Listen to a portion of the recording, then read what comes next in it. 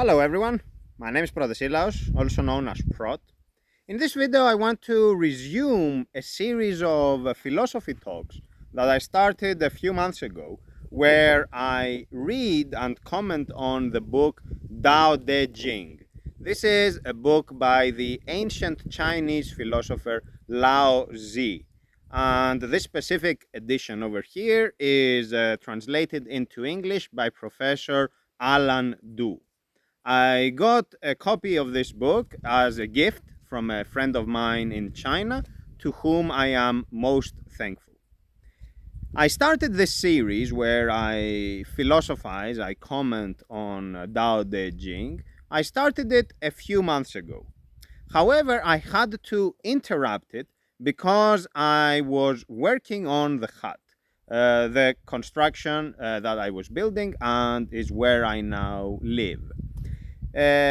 More work has to be done at the hut. I work here daily, continuously. Nevertheless, today is Sunday. I did some work in the morning, and I think now I have earned a few hours of rest. And I want to invest this time in pursuit of one of my intellectual interests, which is Dao De Jing, and to talk about it. To remind you of the format, I am reading from the book and then commenting on it. However, I must stress that I am not trying to communicate to you the true meaning or the canonical meaning or the real intent, or however you call it, of Dao De Jing, of the words of Lao Zi. I don't know what the true meaning is. I have no idea, nor am I interested in that kind of research. Others they may be, and they are welcome to continue down that path. What I am interested in is dialogue, is to have an exchange of thoughts, to provide an impetus for further thinking, food for thought, as we say. And this is what I want to do. So I will read from this book, I will comment on it, and then let's see how it goes. Based on my knowledge, based on my ideas, based on my thoughts. Let me then move to chapter 46 from the book.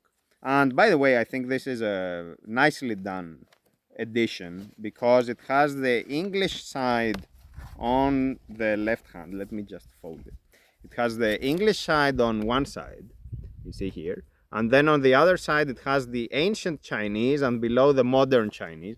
Personally, I don't know any Chinese, so I will just have to do with the English part. But I think this is a nice way of presenting the information. Reading from the book, chapter 46. When Tao prevails under heaven, war horses are sent back to fertilize the field. When Tao is absent under heaven, war horses give birth in the wild. There is no guilt greater than having many desires, no fault greater than being greedy, no misfortune greater than insatiability. Thus, the contentment of knowing contentment is an enduring contentment. And this concludes chapter 46. War horses in one paragraph and then greed and contentment in the other paragraph. What is going on here? What is Lao Zi trying to tell us, and how does Tao connect to all this? Like the concept of greed, of not wanting too much, we can more or less grasp it. We have heard this story before. But Tao under heaven and war horses, what is all this about? Let's take a step back. What is Tao?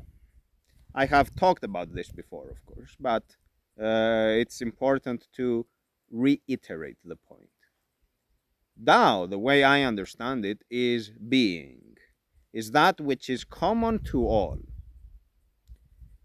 However, all, what we understand as all, are forms of being which exist in a certain way, meaning that they don't merely exist. They have a mode of existing, a way of existing, what we call in Greek tropos. They exist in some way, they don't just exist. As such, Tao is something that we can only arrive at conceptually by abstracting away from the particularities. And we do that by discerning the common in the multitude of all that is. In other words, by discerning the patterns and then giving a name to those patterns. And we say all these partake of that pattern, and then we call it something. And this is the name of the pattern. And we say that all these share that name. And in that name, of course, we mean that which they share. For example, right behind me here, you will see a Greek strawberry tree. This is a tree that I planted a few days ago here in front of the hut. This Greek strawberry tree is unlike an oak tree, and an oak tree is unlike a pine tree. Put differently, Greek strawberry tree exists in a way of being that is different from the way of being of an oak tree, and then which is different from a pine tree. What those have in common, the common in the multitude between the Greek strawberry tree, the oak tree, the pine tree, is that they are all trees. So they partake of a set of patterns, a set of attributes. They have something in common that we name, that we call tree. And we can do the same, and we do the same for everything in life. And we say, there are those trees which do not, which actually keep their leaves all year round. And these are different from the trees that don't. And by abstracting away or by zooming in, we can either find more differences or find more commonalities. And so we can, in the cosmic continuum, we can still discern pattern, and we can still understand structure, and we can still make sense of things in that regard. As we abstract away from the particularities, what we are effectively doing is reducing a part, an aspect of the tropos inherent to the things under consideration. When I am abstracting away from the Greek strawberry tree-ness, if that makes sense, of this thing over here, I am arriving at tree. But tree as such does not have the properties of this thing here, because it cannot have the properties of Greek strawberry tree and of oak tree, because those are contradicting. So that which these two have in common must necessarily omit the particulars, must necessarily not have those. And so if we keep abstracting and keep understanding commonalities, keep discerning the common in the multitude, we reach a point where we are eliminating particularities, where we are removing modalities, the way of being. And at its ultimate, this means that we have to eliminate mode of being altogether and say that which remains is Tao, is being, is. It has no way of being. But we cannot describe it any further. We cannot say that which is the Tao is this, that, and the other, because when you are describing something, it means that you are discerning patterns therein. And when you are discerning patterns therein, it means that the thing has a way of being. Oh, my phone almost fell from the wind, so let me fix the selfie stick here. So what I have done is actually place the selfie stick there, and it's standing, and I am talking. So there is just that. Hopefully there will be no wind, and I won't lose my phone in the process of trying to communicate to you Dao and my thoughts about it. And this is something, so what I just described is something that Lao Zi actually tells us in chapter 1 of the book. And let me read it to you very quickly because I think it is useful for us to review this. And Lao Zi says in paragraph 1, this is the only one I will read now. The Tao that can be articulated is not the eternal Tao. The name that can be named is not its eternal name. And I think this is the essence of what I am describing now. For as long as you are naming something, you are describing it. For as long as it is describable, it is not absolutely abstract. And so that which is absolutely abstract is not describable. It just is. Now, to the specifics of chapter 46, because here we are talking about war horses, we are talking about greed, we are talking about what happens under the heaven.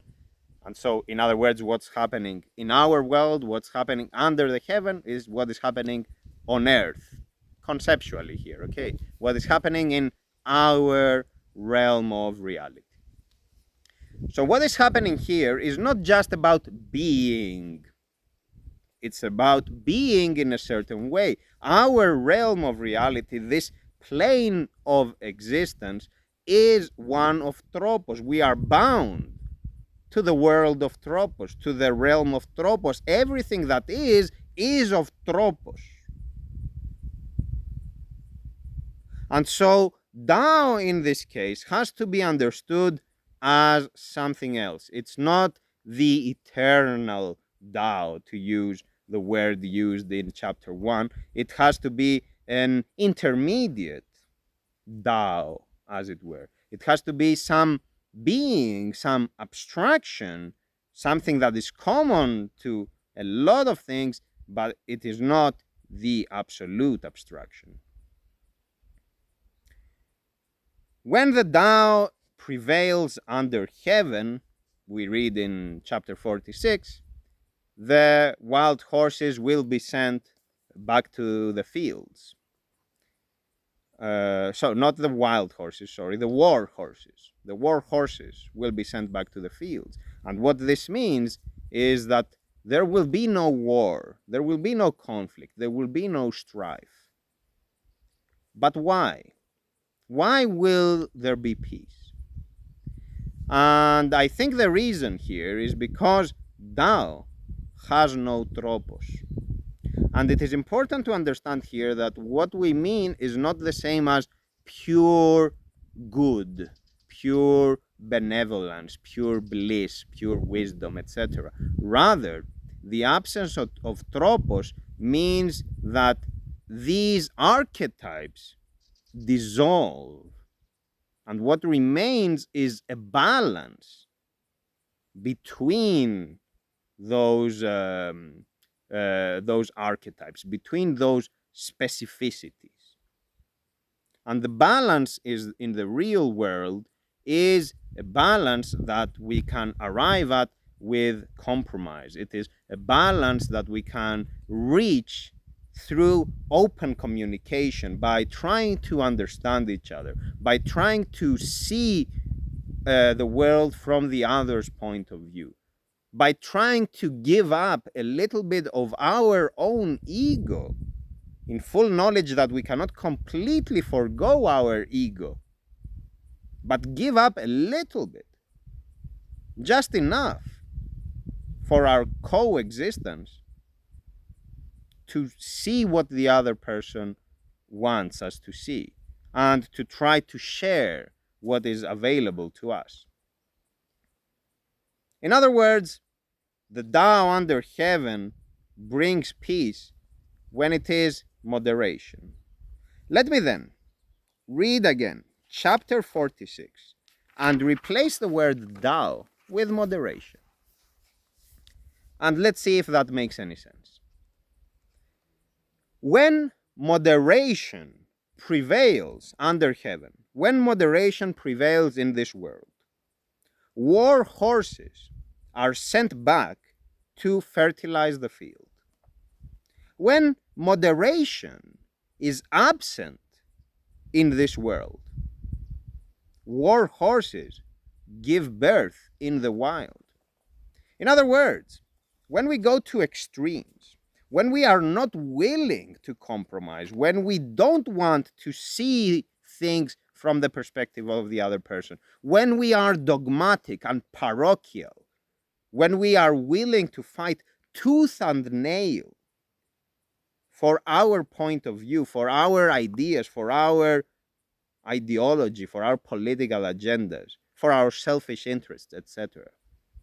When we do that, of course, there will be war. There will be an implosion of the order that holds us together, an order of stability, of fairness, a covenant that is more or less okay for everyone. And when that collapses and everyone pursues their own interests, there will be war. It will be, in the words of Thomas Hobbes, the British philosopher of the Middle Ages, late Middle Ages, whatever. In the words of Thomas Hobbes, it will be a war of all against all. And those war horses will be giving birth in the wild, meaning that they will be engendering more war. Conflict begets conflict. The victims of today's warfare will be the perpetrators of tomorrow's war. Because what happens is that we feed the fire of hatred, we fuel it, we give it fuel. And for as long as we are not willing to take a step back, to reach a mutually agreed upon solution, something that is viable for everyone, something that is about sharing, not about appropriating, there will be war, there will be conflict, there will be tensions, there will not be moderation, because fundamentally what prevails is greed, what prevails is fear, misunderstanding, egoism, vanity. And we see then how this connects to the next paragraph, which is about greed, how greed is not good and so on. But let me read again exactly the way it is stated here and continue commenting on this. There is no guilt greater than having many desires, no fault greater than being greedy, no misfortune greater than insatiability. Thus, the contentment of knowing contentment is an enduring contentment. I'm sure you have heard before how greed is not good, or maybe you have read Milton Friedman and economists of that school of thought who will tell you how greed is the best thing ever in terms of the economy and whatnot. But here we get the view that greed is not good. And you may wonder, okay, why? Why is it not good? Why is it that many desires are a great guilt, the greatest of guilts? Why? Why is it that being insatiable is a misfortune? Why can I not have everything? You know, I want more. Why is that bad? I want to have as much as possible. And when I have that, I still want more. This reminds me of the ancient conqueror known as Pyrrhus. Pyrrhus was a king who wanted to be known in history as Pyrrhus the Great. And so he thought that he would keep conquering lands. And he was consulting with a philosopher of that era and basically telling him about his grand ambition. Like, I want to conquer this land and make my kingdom twice the size. And then, my lord, what will you do? Says the philosopher. I want to conquer those other lands and make my kingdom twice the size that I already had. And then, my lord, what will you do? And then I want to conquer, all of Europe and all of Africa and make everything my own kingdom. And what will you do in the end, my lord? What is the end goal? Then we can relax, my friend. Then we can enjoy our wine. And what the philosopher was trying to say is, what's the point? There is no point. You are just putting yourself through this torment. You are just going through these troubles to get nothing. You just have this idea that you can actually appropriate the world, whereas you cannot.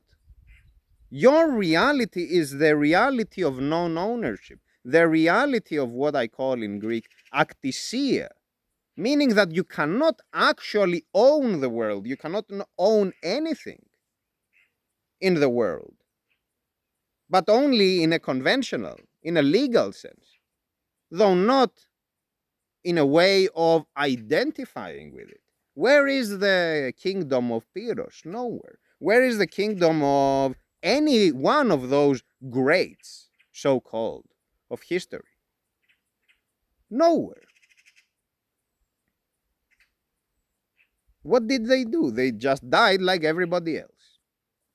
They just lived like everybody else. And they suffered in the process of pursuing their ambition. They suffered because fundamentally they could not accept what they had. They could not say in earnest, thank God, thank the gods of this world for giving me what I have, for giving me these few things that I have. And I understand that it is not my decision how the world will be configured. I cannot affect the world. The world is what it is. It will be the way it is despite my volition. And all I can do then is go with the flow, is accept it as it is. But you may say, we can actually affect the world. We can actually make decisions. Like, for example, me here, I did actually plant this tree. I did actually build this hut. I did actually influence my surroundings. So why not do more? Why not continue down that path? Why not mark a legacy that will stand the test of time? And the answer is that there is a difference to be made. There is a distinction to be made between securing the basics of your survival, providing a modicum of stability so that you can contribute to the world. So there is a difference between that and not knowing when to say enough. Because there is a point after which the marginal addition of a unit of whatever makes no sense. As in the case with rich people, with billionaires. Let's say, okay, the first house makes sense because you need a place to stay. Let's say that the second house also makes sense because you need a place for your vacations. But as you keep adding houses, each of them has no meaning anymore. It's just a high score. It's just a pointless metric. But for you to achieve that score, that high score, you have to exert yourself. You have to continue working. You have to continue competing with all the others who are also interested in the same things you are interested in. And fundamentally, the problem here is, the mistake here is that you are a limited person in terms of time, in terms of abilities, in terms of energy. However, your desire here is limitless. It is insatiable. There is no fixed number of houses or possessions in general, or achievements more broadly, that will be enough for you. And so you, the limited person, the agent of action with robust limits imposed upon it, wants to do that which is ungraspable, that which is limitless, that which is infinite. And so what you are effectively doing is setting up yourself for failure. You may win bragging points, like, oh, but I was the richest person during that time. Oh, I was the greatest conqueror during that era. So what? So what? It was for nothing. Same idea for more immediate things in our world. You may have a sense of wanting to prove to the world how capable you are. You know, I will show them how smart I am. I will show them how strong I am, how competent I am, etc. Who cares? Maybe your neighbors care, maybe your peers, your family, etc. But so what? So what if you are not capable? What if you are not smart? What if you are not strong? What's the problem? I don't see any problem there. The problem is one of our own making, because we lack balance, we lack moderation. We have these predefined, these conventional truths, and we say that we just want them. It's a value judgment that is built in to our culture. Like, for example, how everybody wants to have a master's degree and a PhD, because otherwise, how are you supposed to present yourself in this world? What will they think of me if I don't have a PhD? Maybe they will think that I am a fool. Maybe they will think that I am not smart enough to get a PhD. And I am speaking for myself here, just to be clear, because I don't have one. I only have a bachelor's degree. And I don't care about having one because I don't see the point. But from a cultural perspective, the point is that if you don't have it, you are not proving to be good enough. You are lacking something. You are a failure. And when you want to have these figments of our culture, but you cannot have them because they are not made for you, or for whatever reason the circumstances do not permit for those eventualities, you start loathing yourself. You start hating yourself. And so what manifests as greed, as this insatiable appetite to acquire more, this burning desire to prove yourself, is basically a distraction.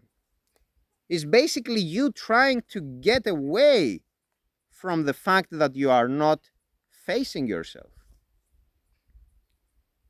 You are not confronting yourself with honesty and with love, to tell to yourself, it's all right. It's all right. We are okay. It's all good. Rather, you are a harsh critic, the stern lieutenant who keeps passing orders. You are there and you are saying, no, you should do more. And whenever you fail to do that, because it's beside your control, you punish yourself for it. You criticize yourself, and you say, "You fool, you idiot, you incompetent fellow. Why didn't you do it? Everybody else does it. Aren't you competent enough to do it? Aren't you smart enough to have a PhD? Aren't you good enough to have this or the other?" This is again about the lack of moderation. Because we take the value judgment for granted. It is conventional wisdom, we don't criticize it. And so we do not apply it the way an actually wise person would apply it, meaning by considering the particularities of the case, the specifics of the case. You cannot apply a one size fits all to everyone because one size does not fit all. You have to evaluate what the specifics are, what the factors in their interplay are producing as a state of affairs.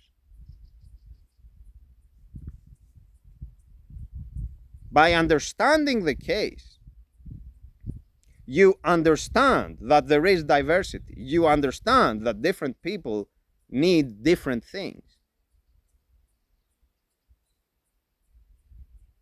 And moderation, then, is not itself a one size fits all. It has to be particularized. It's not a recipe, a formula that I can give you and say, "Oh, you know what, do this 5 times a week and you will be good. You will be moderate." It doesn't work that way. Each of us has to do the hard work of being honest with themselves, of knowing who they are. Knowing who they are by learning more about the world. And this goes to the first paragraph of War. How can I know who I am if I never entertain the other person's perspective? How can I know anything about myself if I never want to see things from a different angle? What if I am wrong? What if I am not seeing everything? And this also applies collectively as societies, as cultures. If we think that we are the best, then we most definitely are not. We are too one-sided. We are too invested in our own narratives. And we don't see the world differently. We don't allow the other side the benefit of doubt. We don't give the other side the benefit of doubt. And we don't keep a window open, as it were, for the light of the unknown God to flow into the room. No. We say that we know everything. We say that we hold the moral high ground. And so our ignorance masquerades as knowledge. And our knowledge thus turns into hubris, into us not recognizing what our limits are. And how can we recognize our limits when we don't recognize who we are?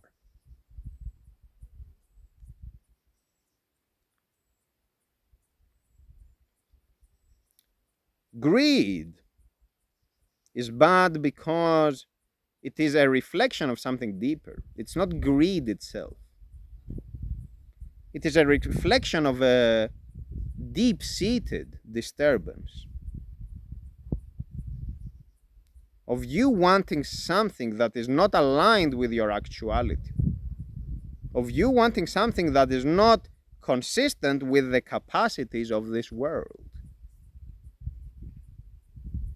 of you wanting something at the expense of everybody else. In other words, of you thinking that you are alone in this cosmos, of you thinking that you can appropriate the world, of you thinking that nobody else matters, and somehow you are the special one. You are the smart one. You are the capable one. And you can have it. just because you are who you are.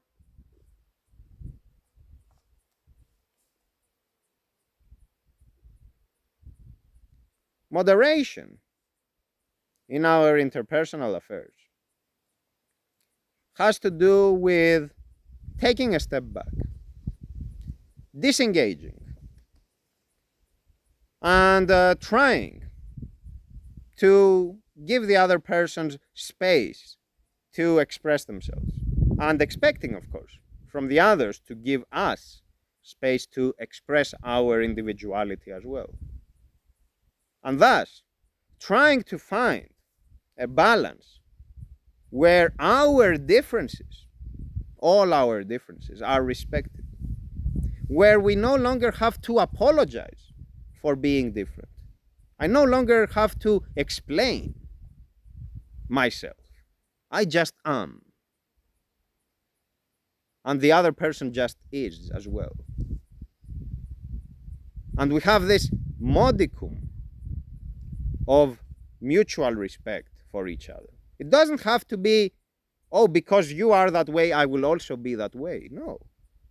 You are that way, and I am this way, and we just live in tolerance of this diversity, which is part of nature. It just happens. And we don't pretend that our way is the right way.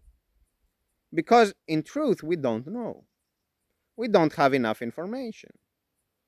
Have I experienced everything in life? Have I tested all hypotheses, all points of view, and concluded definitively that mine is the correct one? Has anybody done this?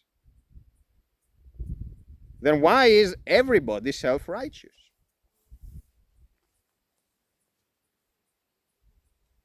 Moderation.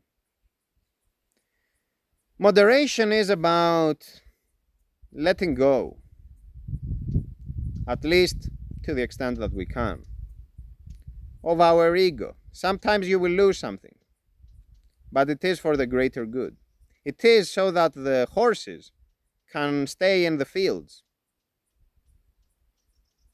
Because if your ego is too inflated and uncontrollable, and my ego is the same and the others the same, the horses will be going to war.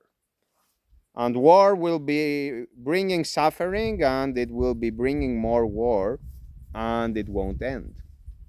It won't end well, it won't be pretty. Contentment with what we have. Sometimes what we have is not enough. And sometimes it is worth fighting for a just cause, to overthrow a tyrant, to undo an unjust system, to bring about equality, to enact thoroughgoing reforms. Yes, there are many times where fighting, resistance, is the correct course of action. There is, however, a moment in our lives where we don't really want to fight. There is really nothing to fight about or fight for. Where we can say, thank God for what I have. It may not be much. It may not be pretty. It may not win me any credibility among my peers. It may not secure me a lasting legacy in the eons to come. So what? I will be dead. I don't care.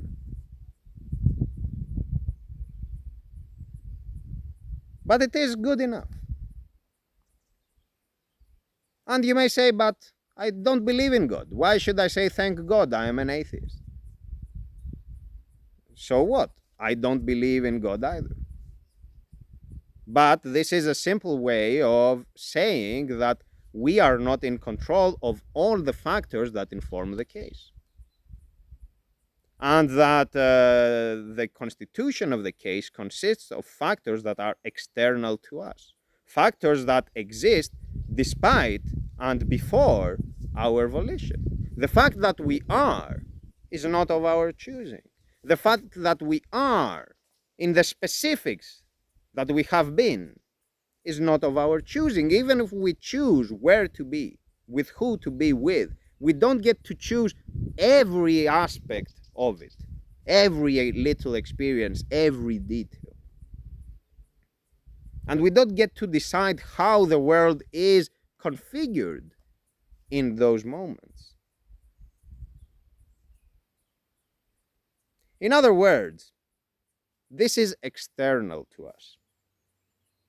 And so what is happening to us is ultimately not entirely of our doing. Even if we can take credit for some of it, we cannot take credit for all of it. Both for the good things, so-called, and for the bad things, so-called.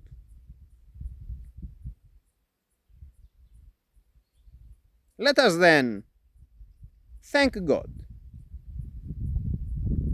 thank the world for how it is, for us being here. And let's be happy with what we have. Happy with what we have does not mean to tolerate injustice. It does not mean to turn a blind eye to atrocities in our midst.